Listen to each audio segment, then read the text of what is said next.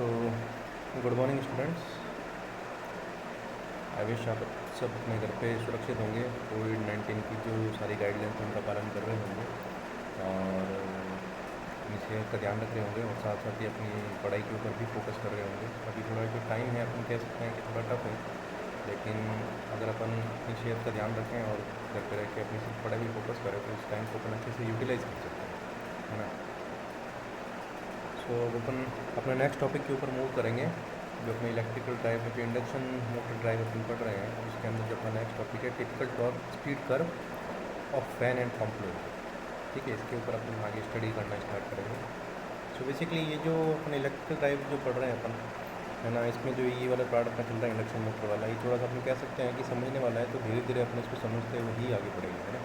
धीरे धीरे आगे बढ़ेंगे अपन समझते हुए। और आपको कोई भी डाउट आ रहा है या फिर कोई भी आपको चीज़ समझ में नहीं आ रही तो आप मेरे को डायरेक्ट फ़ोन करके भी पूछ सकते हैं, है ना। और वैसे आप मैंने रेफरेंस बुक्स बता रखी, तो आप उन बुक्स को फॉलो करें और मैं उन्हीं बुक्स को फॉलो करके आपको पढ़ा रहा हूँ, तो आप उन चीज़ों को फॉलो कर सकते हैं, उन बुक्स को देख सकते हैं, कोई डाउट आपको समझ में नहीं आए, है ना। बेसिकली क्या है कि इलेक्ट्रिकल ड्राइव जो अपना सब्जेक्ट है वो क्या है कि पुराने कंसेप्ट पे आधारित होता है इलेक्ट्रिकल ड्राइव। इसमें कंट्रोल सिस्टम भी आता है, इंडक्शन मोटर भी आ जाता है, पावर इलेक्ट्रॉनिक्स भी आ जाता है ना, सिंक्रोनस मोटर भी आएगा। सो बेसिकली क्या है कि पुरानी चीज़ें जब इसमें क्या पुरानी चीज़ों का अपने यहाँ पे यूज़ करते हैं, उन सब चीज़ों का एक तरीके से कि अपन सिंक्रोनस मोटर में किस तरीके से ड्राइव करके कंट्रोलिंग कर सकते हैं, इंडक्शन मोटर में किस तरीके से ड्राइव का यूज़ करके अपन कंट्रोलिंग कर सकते हैं, कंट्रोल सिस्टम को किस तरीके से यूज़ किया जाता है। तो बेसिकली उन चीज़ों के कंसेप्ट अपने क्लियर होने ज़रूरी है ना। नहीं तो उनके बेसिक कॉन्सेप्ट अपन को पता होना ज़रूरी है कि किस तरीके से कंट्रोल सिस्टम वर्क करता है, किस तरीके से इंडक्शन मोटर वर्क करता है, उसमें क्या टॉर्क की कैरेक्टरिस्टिक होती है ना, स्पीड चेंज होने के साथ टॉर्क कैसे चेंज होता है, ये सब चीज़ें आपको थोड़ी पता होनी चाहिए, ताकि अपन बेसिकली करते क्या है इलेक्ट्रिकल ड्राइव में अपन कंट्रोलिंग करते हैं, है ना। तो इंडक्शन मोटर में टॉर्क के साथ साथ अपन कंट्रोलिंग करेंगे। तो कुछ जो कॉन्सेप्ट है वो है अपन वहाँ के जो कॉन्सेप्ट है यहाँ पे यूज़ में लेंगे। अगर आपको वो चीज़ें अगर थोड़ी सी, हालांकि आपको समझ में आ जानी चाहिए, आपने जैसे एग्जाम वगैरह दिए हैं करें तो इतनी बड़ी बड़ी चीज़ें नहीं, अपन जो मोस्ट इंपॉर्टेंट जो कॉन्सेप्ट है जिसके ऊपर सारा सब्जेक्ट टिका रहता है उसी को लेके आके बढ़ रहे हैं, है ना। इंडक्शन मोटर में टॉर्क कैरेक्टरिस्टिक वगैरह इन सब पे भी टिका रहता है इंडक्शन मोटर पूरा, बहुत ही बेसिक चीज़ें हैं, है ना। तो यही सब चीज़ें अपन को पता होनी ज़रूरी है। अगर ऐसा लग रहा है कि थोड़ा सा आपको समझने में दिक्कत आई तो एक बार आप अपने कॉन्सेप्ट को ब्रशअप करिए, एक बार जाके जो अपने नोट्स हैं उनको रिवाइज़ करिए, उनकी चीज़ों को देखिए किस तरीके से टॉर्क स्पीड कैरेक्टरिस्टिक में फ़र्क पड़ रहा था वहाँ पर, है ना।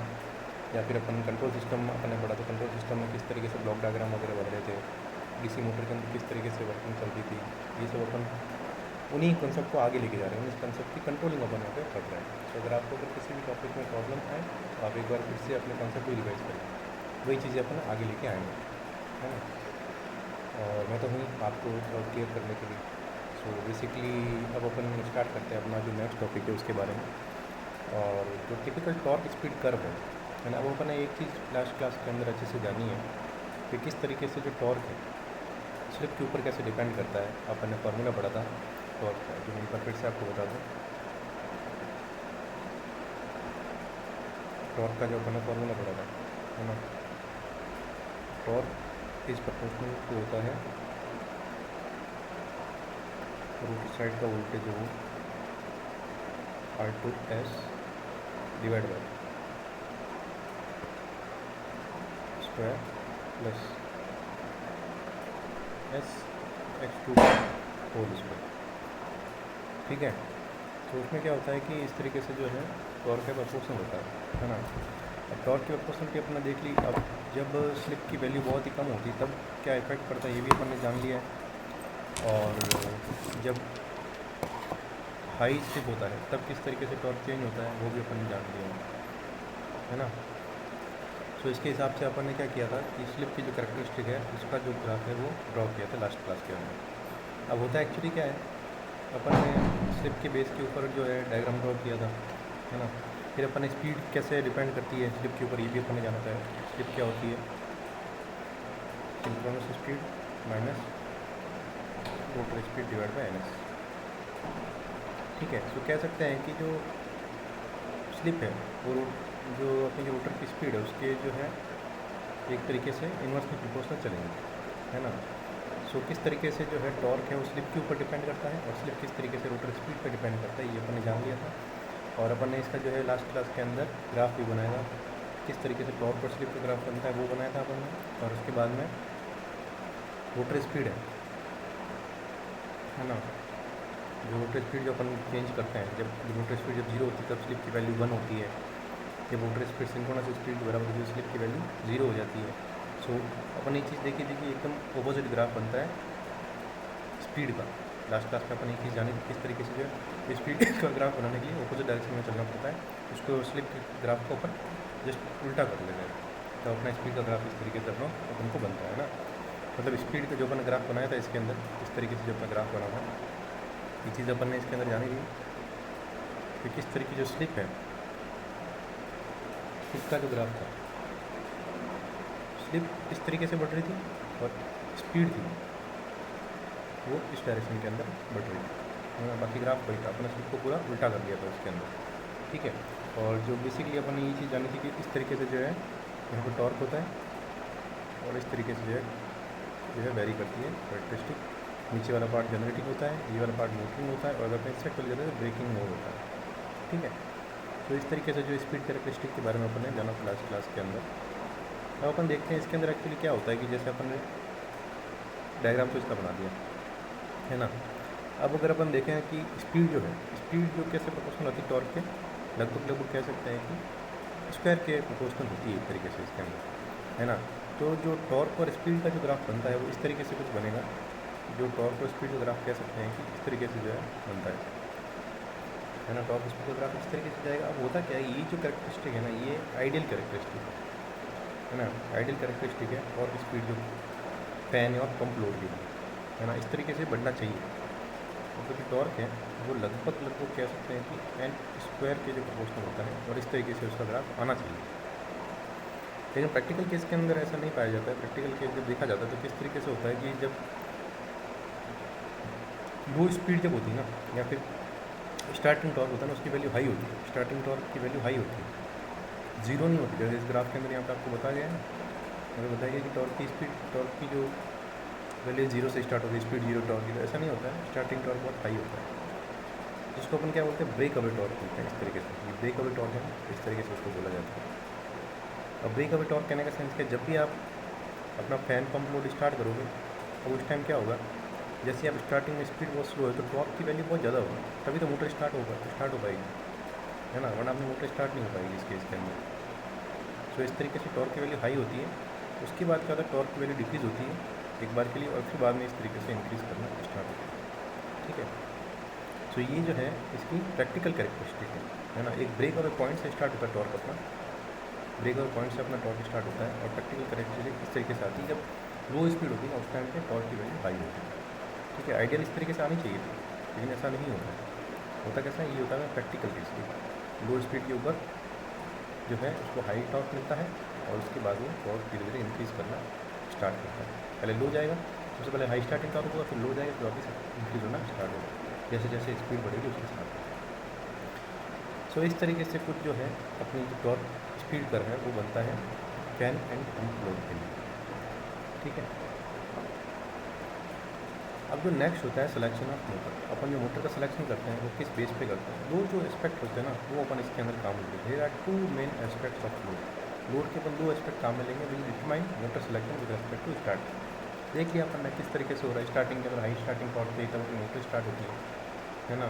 तो अपन अभी चीज़ को किस तरीके से पॉसिबल किया जाता है, तो उसके लिए क्या होता है, अपन दो चीज़ों को ध्यान में रखेंगे ताकि अपन को जो है प्रैक्टिकल कैरेक्टरिस्टिक अपनी जो है इस तरीके से जो है मिल सके, है ना।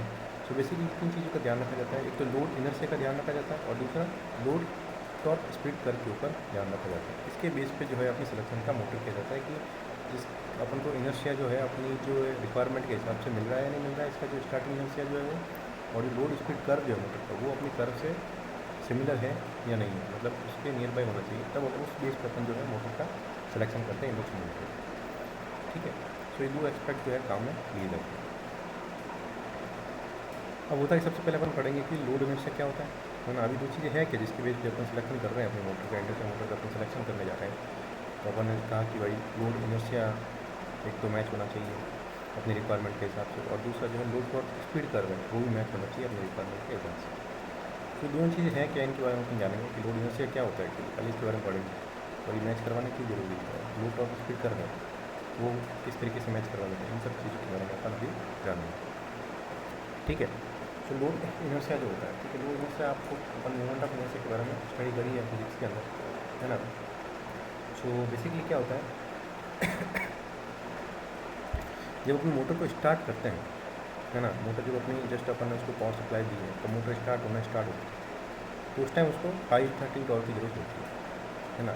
तो कहने का सेंस ये है कि जब स्टैंड स्टिल कंडीशन जो होगी उससे उसको एक्सीलरेट करने के अंदर उसको उसको मतलब स्टैंड स्टिल कंडीशन से जब एक्सीलरेट किया जाता है, उसको स्पीड रन करवाई जाती है, उस टाइम जो इनर्शिया उसको दिया जाता है वो होता है लोड इनर्शिया। ठीक है, सो बेसिकली अब क्या होता है, moment of inertia is a measure of an object resistance to changes to make it rotate from stand still to accelerate. ठीक है, एक तरीके से अपन कह सकते हैं कि मोमेंट ऑफ जो इनर्शिया है वो measure of an object resistance, measure of object resistance to changes, है ना। मतलब किस तरीके से ये वर्क कर रहा है कि अपनी जो मोटर स्टैंड स्टिल कंडीशन के अंदर है उसको किस तरीके से वो लेके जा रहा है, एक्सीलरेट करवाने के लिए जो इनर्शिया दिया जाता है वो होता है इसका मोमेंट ऑफ इनर्शिया या फिर लोड इनर्शिया। ठीक है, मतलब मोटर को क्या कर रहे हैं अपन, स्टैंड स्टिल कंडीशन से एक्सीलरेट करवा रहे हैं। ठीक है, तो इस टाइम जो अपन उस पर जो इनर्शिया काम में लेंगे वो कैसा होता है अपना, इस टाइप का लोड इनर्शिया कहलाता है। ठीक है, depend on the body mass and axis of rotation. अभी किन किन चीज़ों पर डिपेंड कर रहा है, एक तो उसका बॉडी मास है उसके ऊपर डिपेंड करता है, और एक्सिस ऑफ रोटेशन क्या है उसके ऊपर डिपेंड करता है। Higher the inertia higher is the force required to change its accelerate to rotate. ठीक है, जितना इनर्शिया ज़्यादा होगा ना उतना अपन को ज़्यादा फोर्स की जरूरत पड़ेगी। मतलब उस मोटर का अपन इनर्शिया निकालेंगे, इंडक्शन मोटर अपन ने चूज़ करी है, उस मोटर का इनर्शिया निकाला जाएगा कि इसका मोमेंट ऑफ इनर्शिया कितना है, तो उसका मोमेंट ऑफ इनर्शिया जितना ज़्यादा आ जाएगा ना उतने उस मोटर को ज़्यादा फोर्स लगवाना पड़ेगा एक्सीलरेट करवाने के लिए, स्टैंड स्टिल कंडीशन से एक्सीलरेट पोजीशन के लिए उसको ज़्यादा फोर्स लगवाना पड़ेगा। ठीक है, तो इस तरीके से जो है मोमेंट ऑफ इनर्शिया का कंसेप्ट चलता है। अब जो मोमेंट ऑफ इनर्शिया की इक्वेशन है अपन जानते हैं, moment of inertia is equal to क्या होता है, G D square divide by 4। ठीक है, G D square divide by 4 ही मोमेंट ऑफ इनर्शिया की इक्वेशन होती है, और इसकी यूनिट क्या होती है, के जी एम स्क्वायर, ये इसकी यूनिट होती है। सो बेसिकली अपन ने जान लिया कि लोड इनर्शिया क्या होता है। मोटर को अपन स्टार्ट करवाना है, अपन ने कहा कि भाई स्टार्टिंग टॉर्क एक चाहिए होता है अपन को, है ना। तो किस तरीके से मिलेगा, लोड इनर्शिया जो कहते हैं या फिर मोमेंट ऑफ इनर्शिया कहते हैं उससे मिलेगा, जिसका काम होता है स्टैंड स्टिल कंडीशन से मोटर को रन करना है। ठीक है, तो मोमेंट ऑफ इनर्शिया जो है उसका काम क्या होता है, जैसे लोड इनर्शिया उसका काम क्या होता है कि जो स्टैंड स्टिल कंडीशन है उससे अपन को मोटर को रन करवाना है, और एक इस पर डिपेंड करता है, एक तो उसके बॉडी मास के ऊपर डिपेंड करता है, और एक एक्सिस ऑफ रोटेशन क्या है उसकी, जो अपनी जो मोटर होगी उसकी एक्सिस ऑफ रोटेशन क्या है उसके ऊपर डिपेंड करता है। मोमेंट ऑफ इनर्शिया की वैल्यू जितनी ज़्यादा होगी मोटर को उतनी ज़्यादा फोर्स लगाना पड़ेगा एक्सीलरेट पोजीशन के ऊपर पहुँचने के लिए। ठीक है, अब इसकी एप्लीकेशन अपन क्या करते हैं, application like pump have low inertia and application like fan and crusher are with high inertia. So basically जो पंप लोग है ना, पंप होते हैं उनके लिए अपन लो इनर्शिया काम करते हैं। अलग अलग मोटर के लिए रिक्वायरमेंट के हिसाब से अलग अलग जो है इनर्शिया वाली मोटर चूज़ कर, अपनी रिक्वायरमेंट क्या है। अपन को अगर पंप की तरफ पंप काम में लेना है तो उसमें लो इनर्शिया की जरूरत पड़ती है अपन को। लो इनर्शिया कहने का सेंस क्या है कि अपन चाहते हैं कि मोटर को ज़्यादा फोर्स नहीं लगाना पड़े, तो अपन क्या करते हैं, लो इनर्शिया वाली मोटर को चूज़ करते हैं पंप के लिए। और वहीं अगर अपन बात करें फैन है या फिर प्रेशर से, उसके अंदर क्या होता है कि हाई इनर्शिया की अपनी जरूरत होती है ना। हाई इनर्शिया की जरूरत होती है, एकदम स्टार्टिंग अपन को एकदम हाई चाहिए, मतलब सीधा जो एक्सीलरेट अपन को बहुत जल्दी करवाना है। तो उस केस के अंदर क्या होता है कि अपन जो हाई इनर्शिया वाली मोटर है वो काम में लेते हैं। इसके अंदर क्या हुआ, हाई इनर्शिया ज़्यादा कहने का सेंस क्या है कि जो मोटर को ज़्यादा फोर्स लगाना पड़ेगा स्टैंड स्टिल कंडीशन के से जो है अपन कह सकते हैं कि वो एक्सीलरेट करवाने के लिए। ठीक है, सो बेसिकली पंप वगैरह होते हैं, है ना।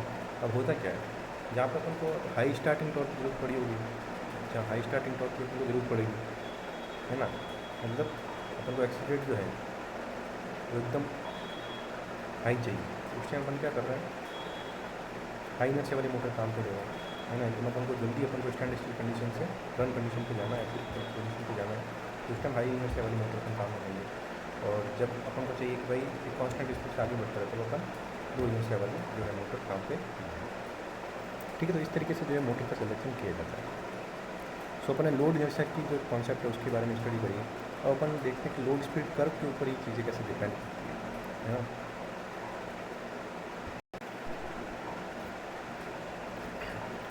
सो स्टूडेंट अब जो है अपन मोटर का सिलेक्शन करेंगे उसके टॉर्क स्पीड कर्व के बेस पे। तो टॉर्क स्पीड कर्व जो होता है अपन ने देखा उसके बेस पे मोटर का सिलेक्शन कैसे किया जाता है। टॉर्क स्पीड कर्व के बारे में अपन ने जान लिया कि टॉर्क में जो टॉर्क स्पीड कर्व होता है उसमें वाई एक्सिस जो होती है टॉर्क की होती है और एक्स एक्सिस किसकी होती है, स्पीड की होती है ना।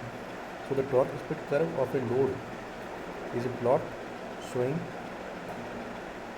Torque requirement on Y axis versus speed on X axis. ठीक है, वाई एक्सिस पर अपन क्या ड्रॉ करते हैं, इस तरीके से अपन देखा यहाँ पर टॉर्क रहता है और यहाँ पे स्पीड रहती है। ठीक है, it's the torque requirement of the load from zero speed to full speed, मतलब स्पीड कहाँ से वेरी करती है, जीरो से लेकर फुल स्पीड के ऊपर वेरी करती है। और रिक्वायरमेंट के हिसाब से अपन को कैसा टॉर्क चाहिए, स्टार्टिंग टॉर्क किस तरीके से चाहिए, उस हिसाब से अपन जो है अपनी जो है मतलब स्पीड के हिसाब से अपन जो कह सकते हैं कि जो स्पीड है इनिशियल स्पीड स्टार्टिंग जो करते हैं उस टाइम पे टॉर्क हाई चाहिए, लो चाहिए, कांस्टेंट चाहिए, जिस हिसाब से अपन को टॉर्क चाहिए उस हिसाब से अपन जो है मोटर का सिलेक्शन करते हैं। It is application load specific and varies with different load type, मतलब डिफरेंट लोड टाइप के साथ जो है ये वेरी करती जाती है अपनी टॉर्क स्पीड कैरेक्टरिस्टिक। अब होता क्या है, जो टॉर्क स्पीड अपन ने कैरेक्टरिस्टिक देखी, अब अलग अलग जो मोटर होती है अपन को किस हिसाब से जो है टॉर्क स्पीड कैरेक्टरिस्टिक चाहिए उस हिसाब से अपन जो है अपनी इंडक्शन मोटर का जो है सिलेक्शन करते हैं। ठीक है, load like centrifugal pump and fan follow quadratic speed torque curve where torque vary square times the speed, मतलब जो सेंट्रीफ्यूगल पंप्स हो गए, फैन हो गए, इस टाइप का अगर अपन को लोड चाहिए तो इस लोड के अंदर क्या खासियत होती है, जो टॉर्क होता है वो प्रोपोर्शनल होता है किसके, स्पीड के स्क्वायर। ठीक है, तो जब अपन को ऐसी मोटर चाहिए कि जिसके अंदर टॉर्क स्पीड के स्क्वायर की प्रोपोर्शनल हो तब अपन जो है इस तरीके की मोटर काम में लेंगे। ठीक है, सेंट्रीफ्यूगल पंप हो गई, फैंस हो गई, इसके अंदर अपन को स्टार्टिंग टॉर्क जो चाहिए होता है वो मतलब ऐसा चाहिए होता है कि जो स्पीड के स्क्वायर की प्रोपोर्शनल हो। ठीक है, इस टाइप के लोड के लिए अपन ये वाली जो है सेंट्रीफ्यूगल पंप और ये फैन चाहिए तो अपन इस टाइप की मोटर काम में लेंगे जिसके अंदर टॉर्क जो है स्पीड के स्क्वायर के प्रोपोर्शनल है। नेक्स्ट क्या होता है, other load like conveyor crushers. Conveyor और क्रशर्स के अंदर क्या होता है, इस टाइप के जो लोड होते हैं इनके अंदर क्या होता है कि कांस्टेंट टॉर्क की रिक्वायरमेंट होती है। ठीक है, मतलब कांस्टेंट टॉर्क की रिक्वायरमेंट होती है from zero speed to full speed. ठीक है, तो जहाँ पे अपन को कांस्टेंट टॉर्क की रिक्वायरमेंट होगी, जैसे इनका जो कर्व होता है इस तरीके से रहता है टॉर्क पर स्पीड, इसके अंदर स्पीड के साथ टॉर्क कुछ वेरी नहीं होता। अपन जीरो स्पीड से फुल स्पीड पे जाएंगे तो टॉर्क कितना रहेगा, कांस्टेंट रहेगा स्पेस के अंदर। जो अपन को कांस्टेंट जैसे कन्वेयर और क्रशर है उनको अपन को यूज़ करना, तो इसके लिए अपन को पता लगा भाई अपन को कांस्टेंट टॉर्क चाहिए, तो कांस्टेंट टॉर्क चाहिए तो अपन इस टाइप की जो है मोटर को चूज़ करते हैं जिसके अंदर कांस्टेंट टॉर्क है ना। तो कन्वेयर और क्रशर के अंदर कांस्टेंट टॉर्क वाली मोटर काम में। These are also called as constant torque load for application. ठीक है, इस तरीके की जो है अपन कह सकते हैं कांस्टेंट टॉर्क की जो एप्लीकेशन होती है ना। सो दो तरीके के अपन देख लीजिए, जब अपन को कन्वेयर वगैरह के लिए चाहिए होगी तो अपन कांस्टेंट टॉर्क मोटर काम में लेंगे, और जो अपन को पंप्स के लिए चाहिए होगी तो अपन को जो ऐसी मोटर काम में लेंगे जिसमें टॉर्क जो है स्पीड के स्क्वायर के प्रोपोर्शनल है। ठीक है, वो अपन स्पीड कैरेक्टरिस्टिक देख लीजिए स्क्वायर किस तरीके से प्रोपोर्शनल होता है और किस तरीके से प्रैक्टिकल केस होता है, किस तरीके से जो है आइडियल केस होता है ना। तो बेसिकली इस तरीके से जो है अपन मोटर का सिलेक्शन करते हैं टॉर्क स्पीड कर्व के बेस पे और मोमेंट ऑफ इनर्शिया के बेस पे। ठीक है, अपने रिक्वायरमेंट के हिसाब से जो है अपन चूज़ करते हैं। सो बेसिकली अब क्या होता है, लोड से अपन देख सकते हैं सिलेक्शन ऑफ मोटर देखते हैं। Withstand time of a motor is defined as the duration which the motor can withstand starting current which is very high. So basically क्या है कि अब अपन को मोटर का सिलेक्शन करना है इसके अंदर है ना।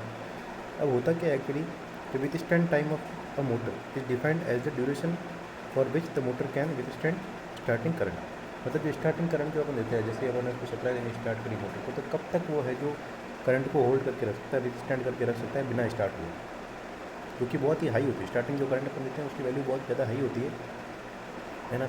उसको कब तक विथ स्टैंड कर सकता है, अपनी जो मोटर कब तक विथ स्टैंड कर सकती है ना, कैपेबिलिटी होती है ना। जैसे मान लो कोई आदमी है, उसके ऊपर बहुत सारा जो है हैवी वेट रखा जा रहा है, तो उस हैवी वेट को कब तक वो बेयर कर सकता है। ऐसा थोड़ा, जैसे एक आदमी को आपने 50 किलो का वेट दे दिया, 50 किलो का वेट वो कुछ सेकंड तक उठा पाएगा, लेकिन हमेशा उठा के नहीं घूम सकता उस चीज़ को, है ना। तो 50 किलो कब तक जो है विथस्टैंड कर सकता है, वो होती है उसकी विथस्टैंड कैपेसिटी, है ना। विथस्टैंड टाइम उसको बोला जाता है कि कब तक वो उसको होल्ड करके रख सकता है, उसको बोला जाता है विथस्टैंड टाइम। ठीक है। अब होता है स्टार्टिंग टाइम। स्टार्टिंग टाइम जब वो है अपनी मोटर जो है स्टार्ट हो जाती है ना, अपनी मोटर जो है स्टार्ट हो जाती है, तो starting time should be less than withstand time to ensure the motor safety, है ना। मतलब अगर ज़्यादा टाइम तक उसने विथस्टैंड कर लिया, अपनी मोटर ने ज़्यादा टाइम तक उस करंट को होल्ड कर लिया और मोटर अपनी स्टार्ट नहीं हुई, तो अपनी मोटर ख़राब हो जाएगी, है ना। तो अपनी मोटर कैसे हो जाएगी, ख़राब हो जाएगी। विथस्टैंड अगर ज़्यादा कर ले तो वो डैमेज हो जाएगी, मोटर की जो वाइंडिंग है वो बर्न हो जाएगी। इस वजह से क्या होता है कि विथस्टैंड टाइम जो होता है ना और मोटर का जो स्टार्टिंग टाइम होता है, उसमें इस तरीके से रिलेशन होता है कि मान लो कि यहाँ से अपना ये माना कि अपनी मोटर को अपन ने यहाँ पे जो है स्टार्ट किया है, सॉरी जो मतलब मैंने उसको लोड दे दिया है यहाँ पे कि आपको स्टार्ट होना सप्लाई दे दी है, तो 5 सेकंड तक तो है ये विथस्टैंड कर सकती है उस करंट को, हाई करंट जो 5 सेकंड तक विथस्टैंड कर सकती है।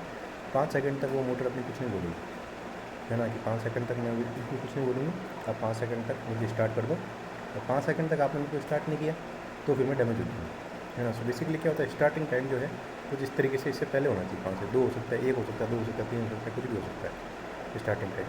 लेकिन इस 5 से जो होता है ना, 5 से कम होना चाहिए, ठीक है। 1 2 3 4 कुछ भी हो सकता है स्टार्टिंग टाइम। इससे पहले इस 5 सेकंड से पहले जो है अपनी मोटर को स्टार्ट कर दो, वरना जो मोटर जो है डैमेज हो जाएगी, ठीक है।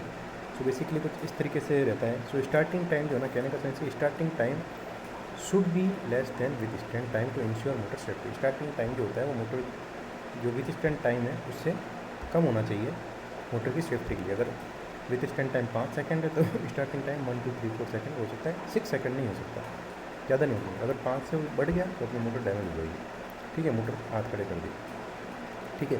कहने का सेंस ये है, अगर जैसे मान लो कि ये पवन है, ठीक है, ये पवन यहाँ खड़ा है ना, पवन को आपने दे दिया 50 किलो, 50 केजी दे दिया पवन को, ठीक है। अब पवन कह रहा है कि 50 केजी आपने मेरे को दे दिया, ठीक है, लेकिन इस 50 केजी को मैं सिर्फ 5 सेकंड के लिए होल्ड कर सकता हूँ, मेरी कैपेसिटी इतनी है, 5 सेकंड तक ही मैं इसको होल्ड कर सकता हूँ।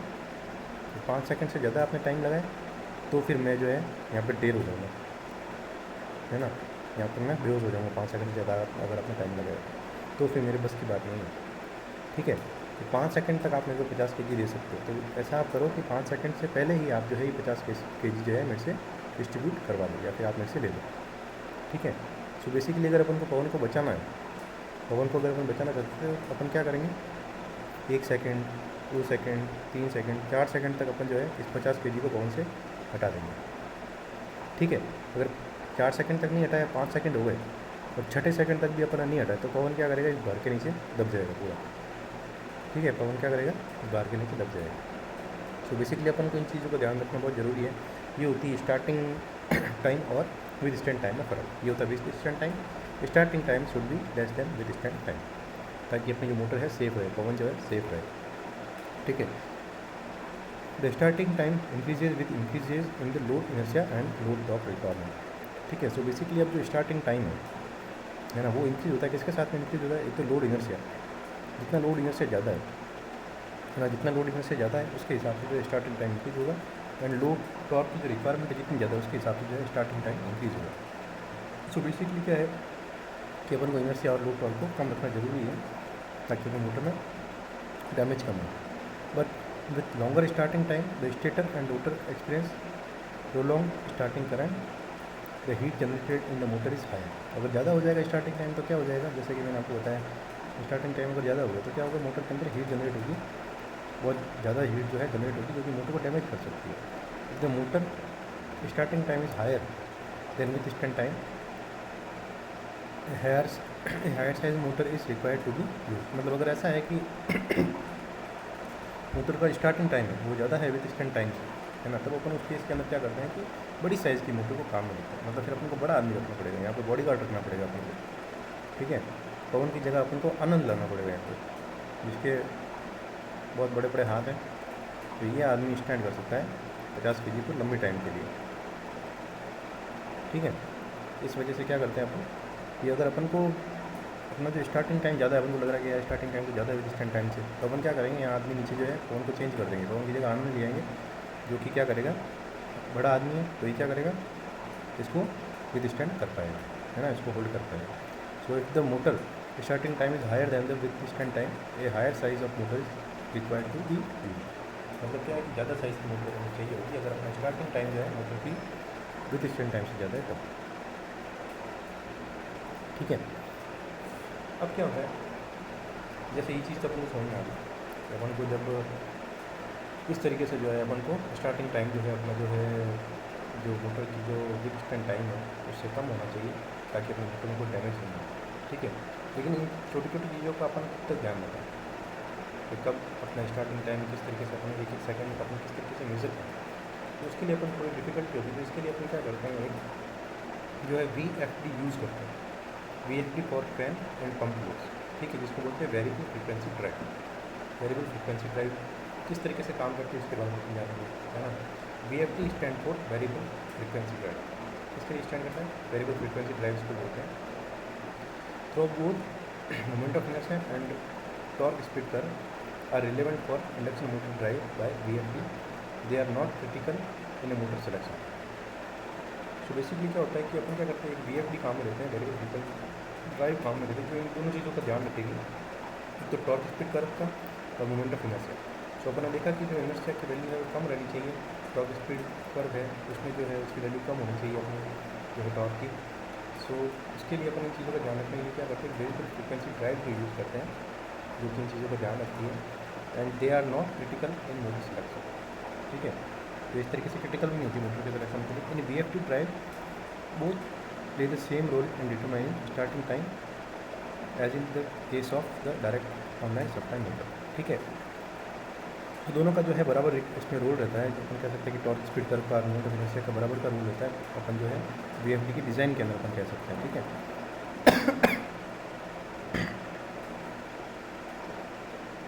ठीक है। सो इस तरीके से जो है VFD को अपन यूज़ करते हैं अपनी जो है सहूलियत के लिए कह सकते हैं, या फिर अपन कह सकते हैं कि अपना जो मोमेंट ऑफ इनर्शिया है वो ज़्यादा नहीं हो, या फिर जो अपना लो पर स्पीड कर्व है उसकी बेसिस पे अपन उन चीज़ों का ध्यान रखने के लिए अपन VFD वेरिएबल फ्रीक्वेंसी ड्राइव है वो यूज़ करते हैं। तो किस तरीके से होता है इसमें, however the withstand time in VFD drive motor is infinite. So VFD time के अंदर विथ स्टैंड जो टाइम होता है ना वो बढ़ा देता है अपना, जो VFD क्या काम करता है, जो विथ स्टैंड टाइम है वो बढ़ा देता है। Therefore there is no problem even if the starting time is longer than the withstand time. ठीक है, सो बेसिकली क्या हो गया, VFD एक तरीके की ऐसी डिवाइस की तरह काम करता है जो वेरिएबल फ्रीक्वेंसी ड्राइव इस तरीके से काम करेगा कि अपनी जो विथ स्टैंड कैपेसिटी है ना उसको बढ़ा देगा, मोटर की जो विथ स्टैंड कैपेसिटी है बहुत बढ़ा देगा, बहुत ज़्यादा कर देगी स्टैंड कैपेसिटी को। ठीक है, सो उससे क्या होता है कि जो स्टार्टिंग टाइम अगर ज़्यादा भी है ना मोटर का, तो उससे अपनी जो मोटर है डैमेज नहीं करती। कहने का सेंस फिर से अपने पवन पे आता है, जैसे मान लो पवन यहाँ पे खड़ा है, ठीक है, यहाँ पे पवन खड़ा है, पवन को अपन ने क्या दे दिया, 50 kg यहाँ पे दे दिया। ठीक है, पवन को अपन ने दे दिया 50 kg, पवन कह रहा है कि भाई 5 सेकंड तक होल्ड कर सकता हूँ, सिर्फ कुछ ज़्यादा होल्ड नहीं कर सकता, है ना। तो अपन ने क्या किया, एक दिमाग लगाया, अपन ने क्या किया, यहाँ पे जो है ना इसको सपोर्ट दे दिए, यहाँ पर भी सपोर्ट दिए, यहाँ पर भी सपोर्ट दिए। ठीक है, सपोर्ट इतना अच्छा दे दिया है कि पवन है ना कृष्ण भगवान की तरह सिर्फ अंगुली करके खड़ा है यहाँ पर। ठीक है, तो उस केस में क्या होगा, अब पवन को कोई दिक्कत आएगी क्या, अब पवन बोलेगा कि 5 सेकंड तक ही होल्ड कर सकता है। अब तो पवन ऐसे ही खड़ा है नीचे, है ना, यहाँ पर अपन अच्छा सपोर्ट लगा दिया यहाँ पे रोड के ऊपर, है ना। तो इस केस में क्या हो रहा है कि पवन तो ऐसे ही खड़ा, अब भले कितनी देर भी खड़ा रहे पवन, कोई फर्क नहीं पड़ता, है ना। सो बेसिकली क्या होगा कि विथ स्टैंड कैपेसिटी जो है ना पवन की वो बढ़ गई, अपनी मोटर की जो विथ स्टैंड कैपेसिटी है वो बहुत अच्छी होगी, वो बहुत बढ़ गई है। ठीक है, तो इस केस में क्या होगा, अब अगर स्टार्ट अगर इसको 50 kg से बाद में भी लो, बहुत देर बाद लो, तो इसको कोई फ़र्क नहीं पड़ेगा पवन को। वही चीज़ अपनी मोटर के साथ में है कि भाई अगर अपन स्टार्टिंग टाइम अपना ज़्यादा भी है तो भी अपनी मोटर डैमेज नहीं होगी, हीट अप नहीं होगी, ख़राब नहीं होगी, है ना। तो इस तरीके से जो है VFD काम करता है। तो ये एक तरीके से सपोर्ट है ना, वो क्या है, VFD वेरिएबल फ्रीक्वेंसी ड्राइव। ये वेरिएबल फ्रीक्वेंसी का ड्राइव का काम होता है सपोर्ट देने का, कि अपनी विद स्टैंड कैपेसिटी जो मोटर की उसको इंक्रीज़ कर देगा ताकि स्टार्टिंग टाइम हायर होने के बाद भी अपनी जो मोटर है उस पर डैमेज ना हो। ठीक है, अब एडवांटेज क्या होता है VFD के, one of the advantage of VFD for fan and pump load is that the starting current is almost equal to the rated of the motor rated current of the motor. जो starting जो current होती है वो लगभग rated current के बराबर हो जाती है अपनी। तो ये बहुत ही अच्छा एडवांटेज है। तो has the withstand time and starting current become non relevant for motor drive by VFD। So basically एक जो रिलेशन आ रहा था पहले कि जो अपना स्टार्टिंग टाइम है वो जो है अपनी जो विथस्टैंड टाइम है उससे कम होना चाहिए, वरना बड़ी दिक्कत हो जाएगी, मोटर खराब हो जाएगी। तो उनका जो रिलेशन है ना वो VFD ने तोड़ दिया है, उसमें ब्रेक लेके आ गया है। अब स्टार्टिंग टाइम और विथस्टैंड टाइम के अंदर कोई भी जो है रिलेशन नहीं है। अब जो है स्टार्टिंग टाइम अगर डिले भी होगा, ज़्यादा भी होगा, तो भी अपनी मोटर जो है ख़राब नहीं होगी, मोटर जो है अपनी सुरक्षित रहेगी। और विथस्टैंड टाइम चाहे कितना भी हो अपनी मोटर जो है सुरक्षित रहेगी। तो विथस्टैंड टाइम भी अपने बढ़ा दिया VFD में, ठीक है। So the starting time from zero speed to full speed for the high inertia load will still be longer, but it will not cause any excessive heating in the motor. So basically क्या होता है, जो high inertia motor होती है उसका starting time ज़्यादा होता है, इनर्शिया लोड जो होता है उसका स्टार्टिंग टाइम बहुत ज़्यादा होता है। इस वजह से क्या हीटिंग की प्रॉब्लम होती है ना। सो अब क्या होगा, स्टार्टिंग टाइम जो विथस्टैंड टाइम बहुत ज़्यादा हो गया, तो इस वजह से क्या हो जाता है कि VFD का यूज़ करने से स्टार्टिंग टाइम ज़्यादा होने पर भी जो है अपना जो है मोटर में एक्सेसिव हीटिंग नहीं होती है, ठीक है। This allows the use of standard frame size VFD driven motor for the higher moment of inertia load such as fan loads which would be called motor selection in higher frame size with DOH supply, ठीक है। So basically क्या होता है इसने क्या किया VFD ने, जहाँ अपन को बड़ी बड़ी मोटर का जो अपन ने देखा था ना कि अपन को जैसे मान लो कि स्टार्टिंग टाइम अपना ज़्यादा है तो अपन क्या करते हैं बड़ी साइज़ की मोटर जो है काम लेते हैं। VFD ने अपना काम आसान कर दिया है। VFD ने साइज़ मोटर की छोटी भी रखी है और जो स्टार्टिंग टाइम है वो ज़्यादा होने के बाद भी जो है अपने मोटर के ऊपर कोई इफेक्ट नहीं पड़ता। इस तरीके से अपन को एडवांटेज दे दिया है, ठीक है। सो बेसिकली क्या होगा, हाई मोमेंट ऑफ इनर्शिया जिन मोटर का है उनका स्टार्टिंग टॉर्क बहुत हाई होता है, स्टार्टिंग टाइम जो है बहुत हाई होता है। इस वजह से जो है उनकी में हीटअप की प्रॉब्लम होती है वो VFD ने सॉल्व कर दी है, ठीक है। So basically which would have caused motor selection in higher frame size with DOH supply. DOH supply से अपन जो हाई मोटर जो सिलेक्शन है उसकी फ्रेम साइज़ के ऊपर डायरेक्ट जो है इफेक्ट डाला है। सो बेसिकली अपन इस चीज़ के अंदर क्या सकते हैं कि VFD के यूज़ से अपन जो है हीटिंग इफेक्ट से बच सकते हैं स्टार्टिंग टाइम ज़्यादा होने के बाद भी, ठीक है। सो इस तरीके से जो है VFD का एडवांटेज होता है। सो अब इसके बाद अपन देखते हैं कि कांस्टेंट जो हॉर्स पावर रीजन होता है वो क्या होता है। तो ये स्टूडेंट अपन अभी नेक्स्ट क्लास में जानेंगे कांस्टेंट हॉर्स पावर रीजन के बारे में थोड़ा सा अच्छे से अपन को देखना पड़ेगा। Okay student, thank you.